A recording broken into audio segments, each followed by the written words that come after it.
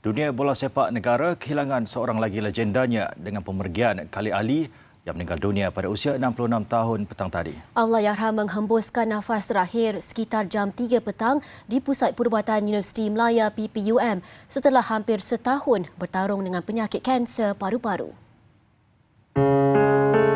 Berita pemergian Allahyarham Khalid Ali diumumkan Persatuan Bola Sepak Malaysia FAM.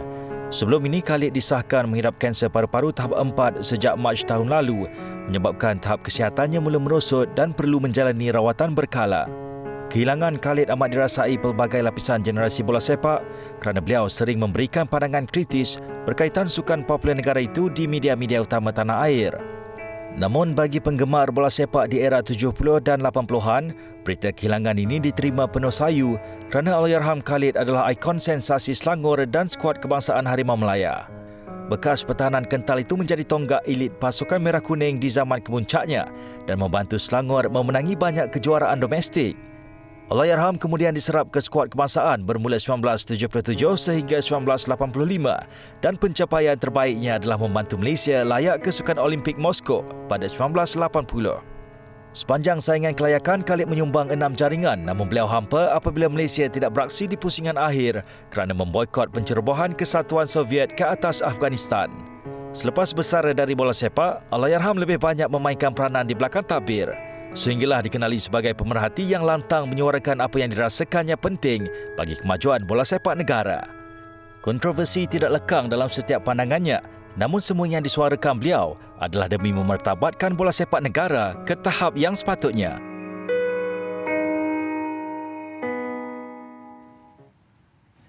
Dan untuk perkembangan terkini pengemumian Allahyarham Khalid Ali di Masjid As-Sabirin AU5 Kuala Lumpur. Kita terus sahaja bersama wartawan Rushaidi Syahid di lokasi.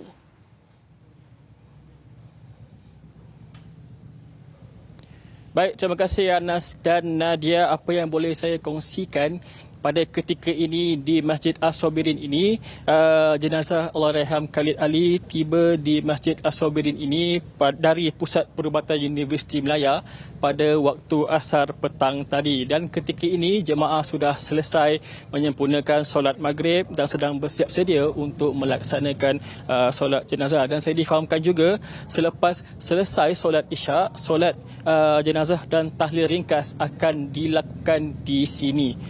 Dan saya difahamkan juga jenazah Allahyarham Khalid Ali sudah selesai dikafankan dan dimandikan pada petang tadi. Dan selepas itu, selepas selesai solat jenazah dan tahlil ringkas, jenazah akan dibawa ke tanah perkuburan AU4 Keramat untuk disemadikan. Dan ketika ini di masjid, kelihatan ahli keluarga dan kenalan rapat Allahyarham juga telah tiba di kawasan masjid ini. Dan apa yang boleh yang mereka hadir untuk memberikan penghormatan terakhir. Dan turut kelihatan Timbalan Menteri Belia dan Sukan Yang Berhormat YB Adam Adli. Dan sedikit info mengenai arwah yang boleh saya kongsikan juga. Nama penuh arwah adalah Abdul Muhammad Khalid Muhammad Ali, anak kelima daripada 9 adik-beradik. Mula mewakili skuad kebangsaan dari tahun 1977 hingga tahun 1983. Bermain di posisi bek kanan dan diteguhkan sebagai pemain bertahan. Beliau juga memulakan aksi sulung bersama skuad kebangsaan ketika Piala Presiden Park 1977 di Seoul, Korea Selatan dan mewakili pasukan negeri Selangor dan juga Kuala Lumpur. Seperti yang saya cakapkan tadi, ketika ini jemaah sedang menunggu waktu solat isyak dan kemudian solat jenazah dan tahlil ringkas juga akan dilaksanakan. Baiklah, setakat ini saja yang boleh saya kongsikan pada ketika ini. Untuk lebih perkembangan akan dibawakan pada edisi buletin yang berikutnya. Kembali bersama Anas dan Nadia di sebentar. Salam hormat.